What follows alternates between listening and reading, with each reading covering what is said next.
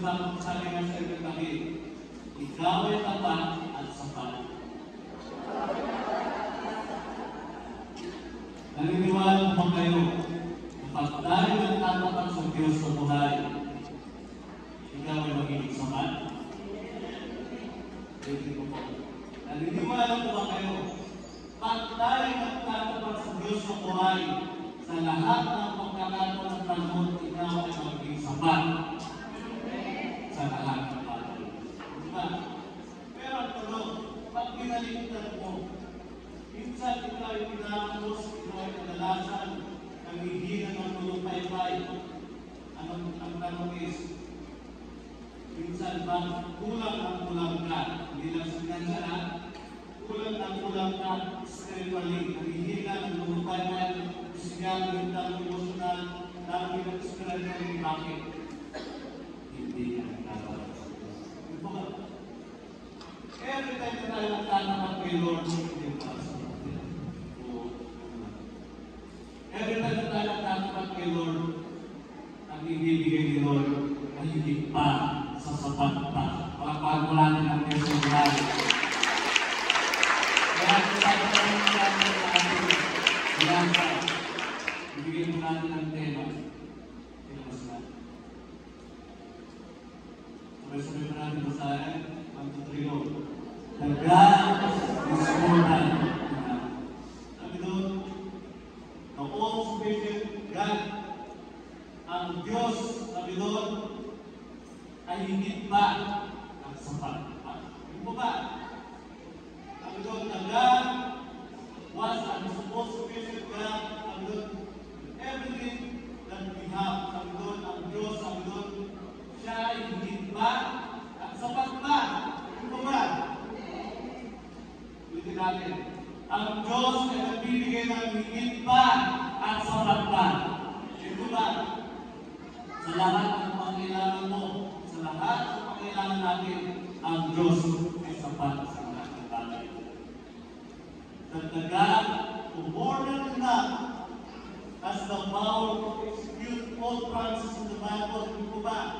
Ang Diyos daw ay makapangyarihan. May kayang tuparin ang lahat ng kanyang mga pangako sa Biblia. That's why very important that you have a personal promises as well to the Lord. Hindi lang siguro ng may promise. Alam niyo po ba na iniipon at tinatandaan ng Diyos ang pangako mo sa Kanya? And Lord, sabi mo, promise mo ito. Promise mo ito. Lahat ng ito dyan, more than enough ba? Pero, gawin mo ito ng promise sa Kanya. Sabi mo po sa faith of God, Lord, ang God is completely capable of providing everything needed. Sabi mo po in power, wisdom, and love to meet all what's needed in any situation, in any situation, because He is more than enough. Essentially, it should be minded one can rely on God that without thinking to look elsewhere. Ang Diyos ay sapat, ito po ba? At tapat sa lahat ng bagay. Ito na nanulugan isang Diyos na sinasama natin ang bigay ng sapat. Tapat, kaganap, may kakayahan sa magbigay sa lahat.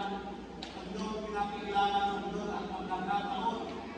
Wala kang kapasan at kapangyarihan ng Diyos.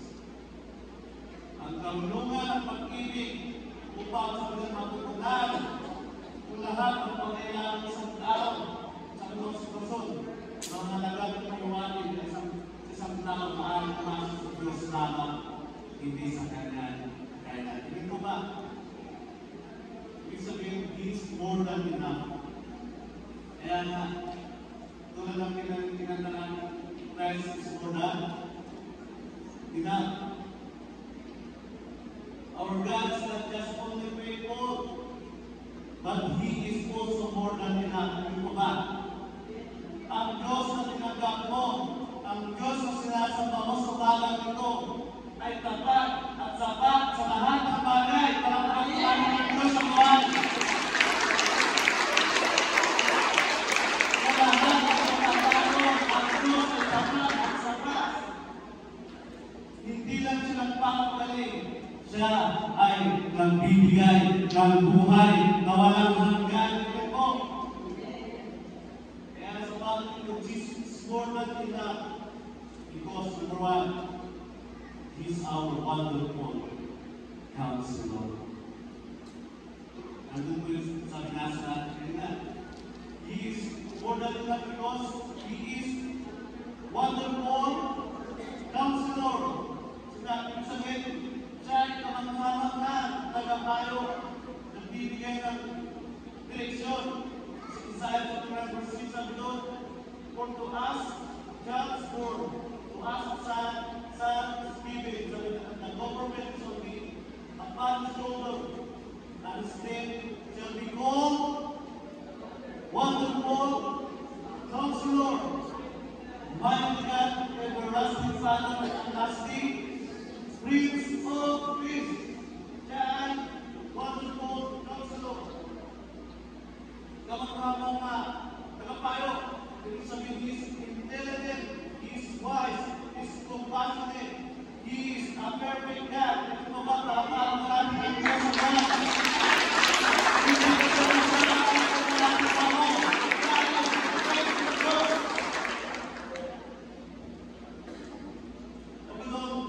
Siya ay matalino, wais, mga pagin, magmamahal, magtulungin, nagdiligtas, nasa kanya na lahat, mga kanang-kanalapin pa. Ito ba? Because He is a perfect God and He is a wonderful Counselor. At hindi natin katulad ng Diyos. Ito ba? Naniniwala ba kayo? Ang Diyos ay walang limitasyon? Pero tayo ng mamamay, ang di ka gawin ang tao ay kaya gawin na. Ibig sabihin, saan ka magtitiwala? Sa tao ang limitasyon o sa Diyos na kaya gawin ang lahat ng bagay? Because ang tao may limitasyon sa kanyang isipan. Kaya ang tao pinakamatalino sa mundo na meron siya 210 IQ. Ay limitasyon pa rin. Kahit ang tao may karunungan, ang tao may kamahitan, may kahabagan, may limitasyon. Kahit ang tao malakas, ikaw ang strongest man in the world, pero may limitasyon pa rin. Ang tao may talino, pero may limitasyon. Sabi doon tulad na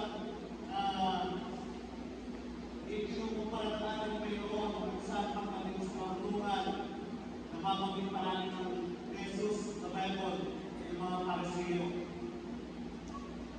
Minsan, akala ng mga Pariseo, cover to cover sila ay babasa ng Bible, sila yung scholar, sila yung mga doctorate, sila yung mga masteral.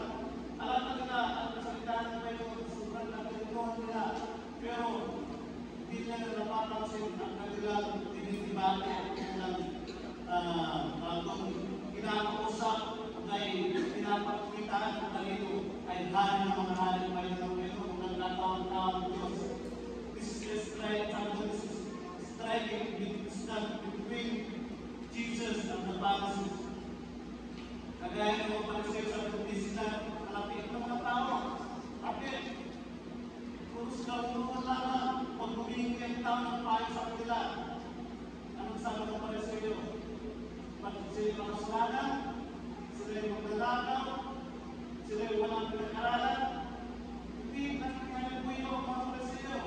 Pero pag sa Diyos na lumati, at mga sakit na ramdaman, ikaw ay makasalanan, ikaw ay mapaiwan ng Panginoon at pagmamahal ang ipapalo sa iyo. Hindi po ba? Sabi doon, pinapalantakan ng mga Pariseo na tinitulugan, tinituluhan. Sabi doon, pinagalaman nila sa Jesus, sila daw ay marunong, alam nila ang kasulatan, alam nila ang utos sa Biblia. Pero puros nila sama ang pinagalaman. Pero hindi nila ang kanilang pinibati ay is wonderful Counselor. Nakakapagsin minsan ng nalasan pag tayo lumalapit kay Lord, pag tayo ng problema lamang kung may pinagdaraanan. Alam niyo po ba gusto ng Panginoon na ikaw humingi ng payo sa Kanya? kayo lumalapit sa Kanya sa lahat ng panahon, sa lahat ng sitwasyon mo. Hindi lang sa panahon na masakit ka, hindi lang sa panahon na karamdaman ka, hindi lang sa panahon na problema ka, ikaw ay lalapit kay Lord. Ibig sabihin, sabi mo nga siya katabi, sa lahat ng panahon. Ano ba? Hindi lang nasa mood ka lang, dahil nasa bigit ka lang naman na nasa sitwasyon kang alalanin sa lahat ng panahon. He is a wonderful pastor. Siyang ating kamanghamangang taga-payo. His name is Jesus. Kaya pwede siyang lapitan sa lahat ng uri ng mga tao, makasalanan, magnanakaw ng mga tao, lalo niya, magkakit na sakit, mayaman man, mahirap, kami doon, tayo ngayon, kaya nalalapitan nila Jesus. Ano ba? Ibig sabihin, ang Diyos walang pinipilit tao. Sabihin mo, mayaman ka man, mahirap ka man, anumang estado ng buhay mo, makakalapit kay Lord. Tulad ng meron sa mayroong pinata, humingi ng pari kay Lord. Yung story in Luke, chapter 18, verse 18 to 23. Yan. A certain brother, sabi doon, asked him, "Good teacher, who are essentially and morally good, what shall I do to inherit eternal life?" Eternal salvation in Messiah kingdom.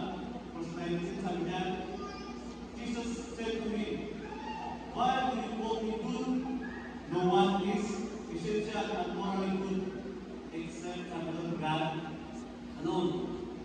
Tinanong na naman ni Jesus, ito ang mayaman ito, sa verse 20. Do you know the commandment? Sabi doon, do not commit adultery, do not murder, sabi do not steal, do not testify falsely. And sabi doon, honor your father and mother. Anong sabi niya in reply? I have keep all these things from my youth. Diba sinabi niya, ginagawa ko yan, Master Jesus. Verse 22, when Jesus heard this, he said to him, "You still lack one thing." Meron na daw siyang kailangan ko yung isa, bagay. At ito ay magbuo at masakit sa mayang ito. Bakit? Ang sabi ni Jesus, "Sell everything that you have and distribute your money to the distribute, or you, sabi na, you will have abundant treasure sa langit, heaven." At sabi ni Jesus, "And God only regarding my disciple believing and trusting in me and walking the same path of life that I walk." Verse 23, anong nangyari sa mayaman na binata? But when he heard this thing, sabi doon, he became very sad, for he was ready. Diba?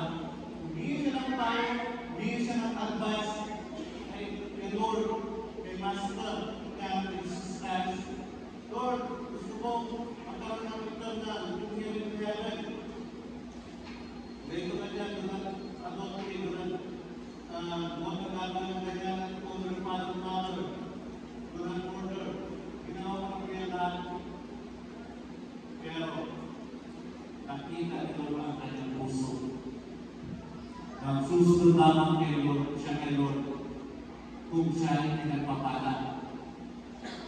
Pero tinis siya ng Lord, sige, sell your everything, sabi doon, and distribute your money to the poor. Doon na ang po. Ang pinatang ito. Bakit? He's extremely rich. Siya napakayaman. Kaya ang minsan, pag humingi tayo ng advice kay Lord, bigay niyo po ko ng wisdom, knowledge na malampasan po ang pagsubok nito, malampasan po ang problema nito. Pag binibigyan na nito ng kasabutan at tugunan, hindi yan galing kay Lord. Bakit? Minsan, hindi tugma, hindi umaayon sa sarili mo, kagustuhan. Kami doon, yung nagbibigay ng payo ang Panginoon, ang Diyos na bibigay, yung si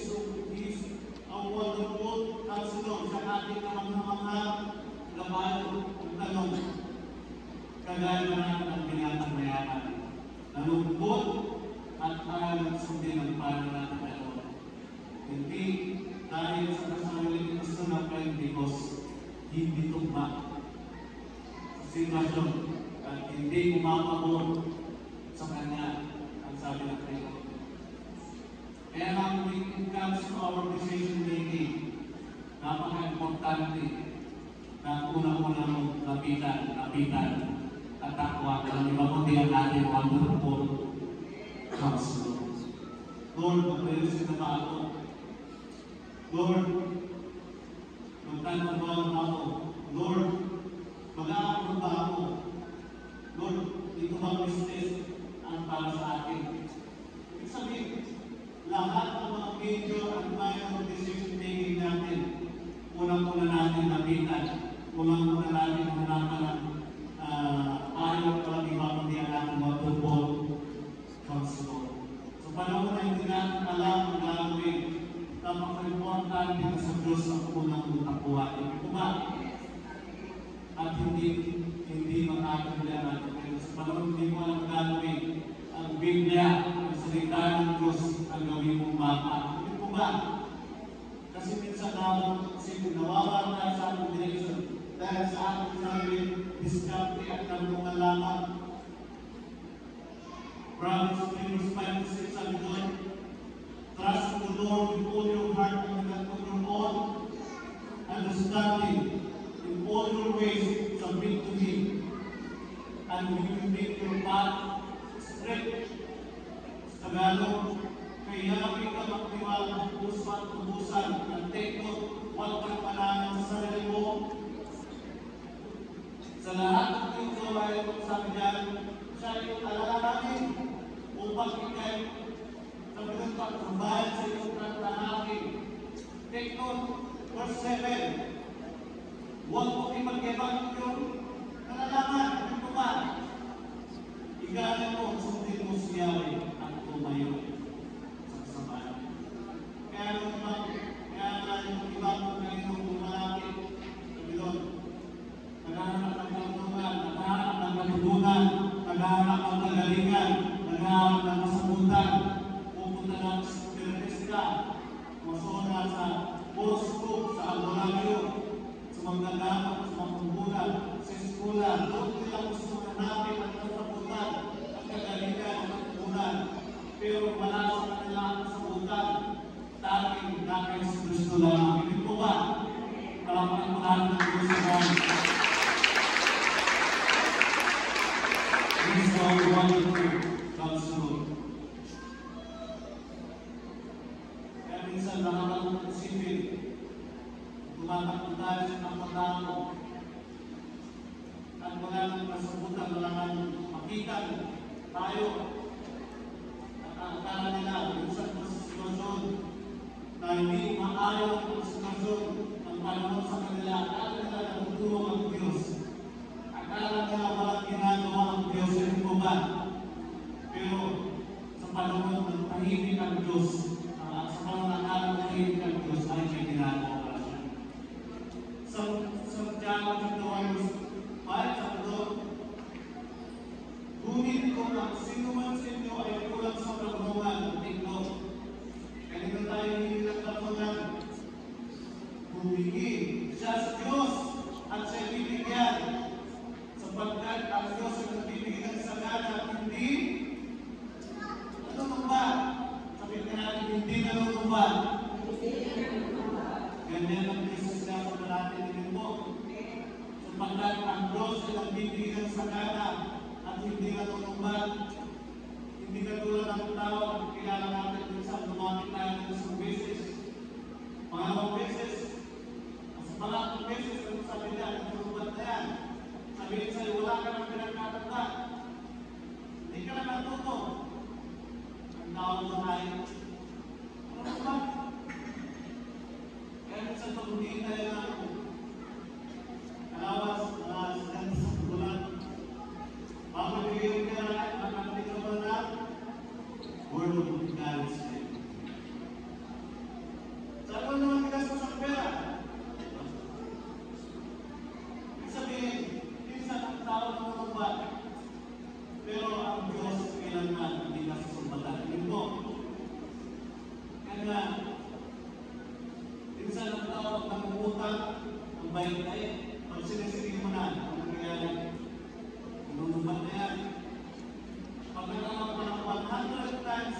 1,000 times na kabutihan. Nakagawa ka na one mistake, ang sabi niyan, sa nabubuan ng tao. Pag pinagpapala ng mga Kristiyano, pag pinagpapala ang tao mo, minsan nakukuman. Ang kay Lord, bakit sa Lord pinagpapala mo? Bakit sa Lord pinagaling mo? Bakit sa Lord meron siya at wala? Iba-iba ang paraan ni Lord sa atin. Ito ba? Yun ang pangapangupot sa tao. Pero pag sa Diyos na lumapit tayo, paulit-ulit tayo ang dapat. Paulit-ulit tayo ang kamali. Paulit-ulit tayo nagkasala. Paulit-ulit tayo ang malikot at ang hina. Ang Diyos ay hindi nasusumbatan. Yun mo ba? Dahil sabi niya, anak, anong ginawa ni Prodigal Son nung bumalik sa kanyang tatay? Sinumpatan po ba si Prodigal Son? Hindi. Araw-araw niya hinihintay. Alam niyo po ba pagka hindi niya nagkatapat? Araw-araw ang hinihintay ng Panginoon dahil mahal ng mahal ng Diyos. Sabi doon, huwag ka mag-alinlan bumalik at pagpapababa sa harapan ng Diyos, hindi kayo nasusumbatan. Kung ipapagyan, pagkakagyan, hindi nakibigay sa doon dahil hindi magbibigay ang Diyos ng kasabat ng Panginoon at gusto mamahal, ang-unaw, ang-ibig at magandang para. Jesus is more than enough because He is our wonderful counselor. Siya ang ating namamahal. Tagapayo. Pangalawa, Jesus is more than enough because He is our mighty God. Bigyan natin mighty God. Kaya walang tulad ng mga mata, my God is strong and power. He is mighty God. Sa Job chapter verse 5, sabi niya, God is mighty, but despises no one. He is mighty and firm in His purpose. Sa Tagalog, ang kapangyarihan ng Diyos, wala siyang minahaba, nalalaman ang lahat ng bagay. Pag sinabing mighty means, He is strong, resilient, and willing to stand up for what is right. Ito ba? Yan ang mighty. Dahil mga anak ng Diyos, binimog yung dapat of righteousness. Nagkakaroon tayo ng lakas na yung bihang kabaitigan. Kapag nag-isip na yung lumakan sa paglupan, kabalaran ng Diyos, hindi ko madali. Maraming pupuntura sa atin, maraming hindi nakakaintindi sa atin, maraming nalayo sa atin. Bakit kaya ang gusto hallelujah ng punagin natin? Dinsaman, kabali-bali din ang pintuan. Pero magdadalan. Nagdalan, sasalan. Dinsaman, kung tatay yung pinibigin ka, yung kampiyan. Tatay, ang mga naman doon, sinabuhan doon, John 3:16 na. John 3:16 kasi. Dinsaman, pagkat sa mga. Pero, binibigyan tayo ng lakas ulo ng Panginoon para manatili sa ating pananampalataya sa Kanya. Yun ba? Kasi yung suso, yung ragtaw ng tao, isang pinatid kaya. Pero si Lord ang mag-stand up sa atin. Yun ba? Dahil tama ang ating pagsunod sa Diyos. Kaya sabi nga doon, sabi ko ng Biblia, dahil mga anak ng Diyos na lumalakad sa pagluban niya, ay kakaliwan tayo ng Diyos. He will stand for us. Yun po ba? Because He is our mighty God. Paglalakad ka ng Diyos sa lahat ng panahon ng sitwasyon ng ko. Sabi doon, ang Diyos nila Abraham, Isaac, ni Jacob, na siya rin Diyos dahil sinasamba ngayon. He is a mighty God. Yun po ba? Ang Diyos ni Moses, ni Daniel, He is a mighty God. Makapangyarihan Diyos na sinasamba natin ngayon, ay maglalaman ka. Sabi doon sa Hebrews, chapter 13, verse 8, sabi dyan, Jesus is the same yesterday, today, and forever. Lord is a mighty God. Hindi siya nagbabago. Sabi doon, kailanman, kahapon ngayon at bukas, at magpakailan natin ito. Yan ang Diyos. Ni Abraham, Isaac, at Jacob, na siya ginamit Diyos sa sinasamba ngayon. Behold, God is mighty, but despises no one. He is mighty in strength, sabi doon, at understanding. Ang Diyos na pinagkanal, makapangyarihan sa lahat, pero wala sa pinahamak. Tingnan mo natin ang ating Panginoon na sinasamba. Hindi siya nanunumban, hindi siya nanghahamak ng kapag-tao, pero siya ay pagmahal. Isang malaki na natin sa kapanaw. Alam mo po yan, pag mighty ang Diyos na sinasamba natin, He is mighty sa pag-unawa. He is mighty sa pagmamahal. He is mighty sa pagpasensya. He is mighty sa pag-aalala. Pag mighty ang Diyos na sinasamba natin, dapat nagre-reflect din sa atin bilang mga Kristiyano. Po ba? Dapat gano'n tayo sa ating bilang kapatahan ni Lord, nagre-reflect ang ugali ni Kristo sa atin. Ito po, isa mighty strength sa God, ang understanding. Alam niyo po ba, ang totoong malakas, yung mga nakakaunawa sa mga mahihina. Ang totoong matatalino, yung mga nakakaunawa sa hindi nakakaabot sa kanila. Tunog. Pag ikaw may kapalaran ng kaunawa, hindi mo natawanan ng kapalaran nito. Dahil nag-reflect sa iyo si Kristo. Ikaw ang pag-unawa o pagparal. Pag ang tayo walang kakayanan, walang kaibigan ng bigas, ikaw may kakayanan, may trabaho ka. Ikaw ang pag-unawa, hindi mo ba? Ikaw ang magbigay, hindi lang bibigyan ng susumbatan mo ba? Hindi mo gano'n. Pag nagkamali ka, susumbatan mo ba? Hindi mo gano'n. Dapat nag-reflect sa atin sa Kristo rin mo. Nakikita ang pagmamahal ng unawa ni Kristo sa atin. Yung mga hindi mo mayayaman, sila ang umaabot sa kahihirap. Kaya yung lahat, maraming gusto, lahat, budget, ito. Nakakaw mo isipin. Ang mayayaman nila, meron silang binuhin mo sa isang mag-asawa, 40 ang kanilang sasakyan. Bilyon ang kanilang asset. Nakakaw mo isipin. Magmali ang kanilang puso. Wala silang puso sa kanilang puso.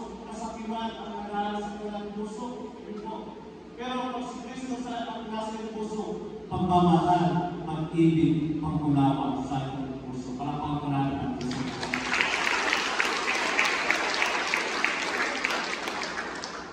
It's more than that. It's our wonderful counselor. Sa atin na maghanap ng trabaho. It's more than that because it's our mighty God. Hindi mo ba? Kaya sabi ng Panginoon, meron na akong hindi kaya gawin, di mo wala. Lahat ng bagay ay kayang gawin ng ating Diyos sa buhay. Hindi po, sino naniniwala na ang Diyos kahit may tanin ang buhay mo, kaya may extend ang Lord ang buhay mo. Sino naniniwala na kahit walang trabaho kayo, kaya bigay mo, i-provide mo ng trabaho mo na hindi na-apito ang ministry mo. Sino naniniwala dito na meron ka ng kapakta ng future? Because ang Diyos na sinasamba natin, kaya at malakas, is Almighty God. Lastly, He's more than that because He's our everlasting Father. Yeah, He's more than that. Romans chapter 8 verse 15 sabi dyan, the Spirit to receive that made straight. That to live in purity and rather the Spirit to receive brought about to adoption yan. Inalang tayo. The subject, ang Lord, ang may hindi cry, Abba, Father. Hindi po ba? Hindi natin parang tawagin, Ama ko, Ama ko, Ama ko. God is our everlasting Father. Is someone who views people as His children, rather than servant. Tinitignan tayo pala bilang anak ng Diyos, hindi sa utusan o alila. Sabi mo sa katabi, ikaw ay anak ng Diyos. He is our Abba Father. He is our Daddy. God, pwede mo ba? Pwede mong tawagin ng tatay, ang Diyos sa buhay, Father. Kaya naging Kristiyano tayo, tinatalagan si Jesus bilang Panginoon na mapagligtas ng ating buhay. Tinapos tayo at tinurin tayo anak ng Diyos. Bakit? Kung tayo makasalanan, di ba, meron tayo pinanang kasalanan. Dahil ang kasalanan sa ibig, di ba kanan? Pero binalik muli ng Panginoon kung siya'y bumalik sa lupa at katawang-tao at siya namatay. Sinanyakan pinahirapan, sinunod siya dinuraan at nilalang sa krus para sa akin. Kasalanan at nasa muli ng conservation ng tao ng Diyos at pwede mo lang muli tawagin ang ako ang Diyos. Sabi doon, He's our everlasting Father. Meron isang story sabi doon about Father and Son. Si Charles Francis Adams in 19th century. Ito po si Charles Francis Adams in 19th century. He was a political figure na dito ba sabi doon, keep a diary one day, he read his diary. Pero ito daw si Charles Francis Adams in 19th century, siya yung political figure dito ba. Pero daw siya diary. Binasin yung diary niya. Kasi sinulat niya. Sabi ko sa diary ni Charles Francis Adams, when fishing with my son today, what a waste today. Sabi na, ang araw na ito, anong ginagawa ng kanilang anak, ang kanilang sila yung nag-fishing, bibigay na isda. At pinutong pa doon sa diary niya, what a waste today. Di ba? Yun ang nasabi niya, hindi niya alam ni Charles ay nabasa ang kanyang diary. Ang on that day, meron din pa ng diary kung si anak. Ang anak ni Charles ay si Brooks. Si Adam Brooks. His son is Adam Brooks who also keep a diary. At the same day, Adam Brooks, right in his diary, said, today, in fishing with my father is the most wonderful day of my life. Anong sabi ng ama? It's a wisdom. Pero sabi ng anak, it's a wonderful day of my life. What the father thought of this day? Fishing is a wisdom day daw para sa ama.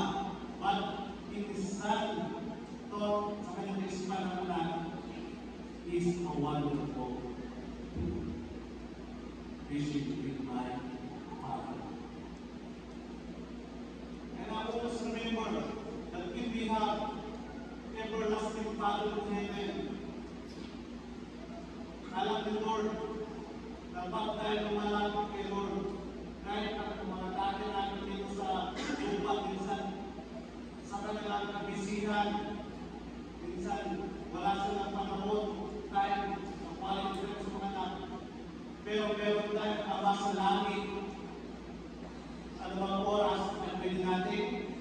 Kapitan, always remember that we have an everlasting Father in heaven that is concerned in all small details in our life. Alam niya ang bilang ng pinubuhok. Ito ba? Yan ang kabuhok. Alam niya ang ating kailangan. Alam niya ang ating kalakasan. Ito ba? Alam niya ang ating pinagdaraanan sa mga ito. Alam niya ang style ng buhay mo. Ito po. Because He is our everlasting Father.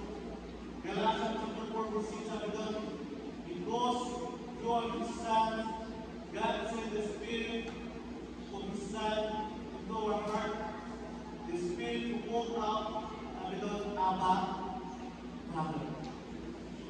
Sa buhay natin ito, ang dami-dami natin kailangan na titulo. Wala namang problema doon. Maging doktor ka, teacher, nurse, maging policeman ka, businessman, engineer, architect, doctorate, lahat ng mga titulo lamang ito sa lupa. Pero alam niyo po mga yan, kung wala ang Kristo sa iyong puso, po. At alam niyo po, ang priceless na titulo na dapat sabihin natin lagi ay ikaw ay tawagin ang child of God. Ibig po ba? Because He is our everlasting Father. The best title we can have, I am a child of God. Because it's our everlasting. Kaya sabi nga doon sa kanta na hindi ko lang kung napakinggan ko ito. I'm no longer slave to fear, sabi doon. Because I am a child of God. I'm no longer slave to my future because my God is already in the future. Sabi po, I am no longer slave to my past because my Father is already wiped off my past in the blood of Jesus. Because I am a child of God. Ikaw, ako, ay anak ng Diyos. Sabi po, aminin mo natin kung hindi, pero mga magulang na hindi maayos ang pagkain sa kanilang anak. Lalo natin ang mga natin nasa abroad, lalo mga broken family, na ang isipin, nagiging rebellious sa mga anak na. Pero mga tao na, pinatay natin ng, hindi ko lang, ex-girlfriend o girlfriend niya sa school. Pinalo niya, nagdalag sa sarili. Okay. Walang kahit magulang. Hindi pa naman nag-aasawa ng mga bakit? Walang matinong kahit ama, ina, ano nila? Kaya you are blessed. Pag yung mga magulang mo ay nag-get sa iyo, ay nandito sa Pilipinas, at sila Kristiyano, ay tapos sa Diyos dito po. Nag-get tayo ng maayos. Kahit kumpleto, minsan kung walang Kristo, at walang Kristo sa pamilya, hindi sila Kristiyano. Minsan pag dinidisiplina yung mga anak, sabi doon, sila isip mo na sila para. Pagkagaling ng ama, kung anong nangawakan, sige, parang wala, bakit? Hindi pala yung pas niya, kung dinidisiplina siya ng kanyang mga magulang doon, gano'n din siya ng disiplina. Minsan may mga dati, mga dati masasabi kong salita sa kanyang anak. At sabi ko, bakit sila po yung mga malagpis sa kanyang puso? Pero ano bang mangyari? Kung ikaw ang anak ng mga nakagang kay Lord at mga magulang mo ay di ba sila tunay Christian ang tagang sunod? Ikaw ang mas nakakaunawa. Hindi yung maganda maayos ang pagkamarami ng magulang sa iyo, mag-release ka ng forgiveness. Hindi ko ba? Nag-relate marami. Siguro sa ating buhay, sa ating puso. Kaya whatever shortcoming our earthly father din sa mundo ang ginawa sa atin. Pero dito yung may mga disappoint. Minsan nakakalaman ko sila hindi lang yung palo. Yung mga agalan na akin sa panday ng salita ng sakit. Minsan bigala na, minsan pamilyado ka na, hindi mo pa makalimutan. Pero nag-release ka ng forgiveness. Because ang ating naman sa langit ay nagpapatawad. Hindi ko ba? Kung bilang nagpapatawad ang ating naman na nasa langit, mas order nila, mas lalo, ikaw ang unang magpatawad sa inyo, tapos sa inyo, magulang sa inyo, mga pakikinig mo. Sabi nga doon, sa Psalms 27 verse 10, when my father and my mother forsake me, then the Lord will not take care of me. Because we have a heavenly Father